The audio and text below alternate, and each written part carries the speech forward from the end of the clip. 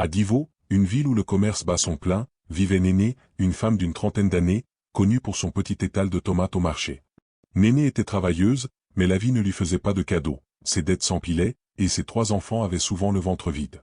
Elle rêvait de sortir de la misère, de briller comme les grandes commerçantes d'Abidjan. Un soir, après une journée sans vendre un seul panier, Néné rencontra un vieil homme mystérieux près du grand fromager. Il portait un boubou sombre et parlait d'une voix douce, presque hypnotique. « Je peux changer ta vie, Néné » murmura-t-il. « La richesse, les boutiques, les voitures, tout ça peut être à toi. Mais il y a un prix. » Désespéré, Néné écouta.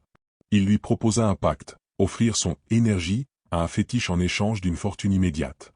Elle accepta, sans bien comprendre ce qu'elle donnait. Le lendemain, tout changea. Des clients affluaient à son étal, comme attirés par une force invisible. En une semaine, Néné acheta un terrain, puis une boutique. En un mois, elle avait une maison à 2 étages et une voiture rutilante. Les gens l'appelaient Néné la vieille mère des Amous, car son ascension était trop rapide pour être normale. Mais derrière les billets et les bijoux, quelque chose clochait. Néné commença à faire des cauchemars. Des voix murmuraient dans sa tête, lui ordonnant des choses étranges, apporter des offrandes aux féticheurs, éviter l'église, ne plus toucher ses enfants.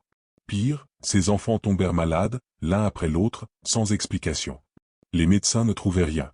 Néné comprit, horrifié, que le prix du pacte n'était pas seulement son énergie, c'était sa famille, sa paix, peut-être son âme.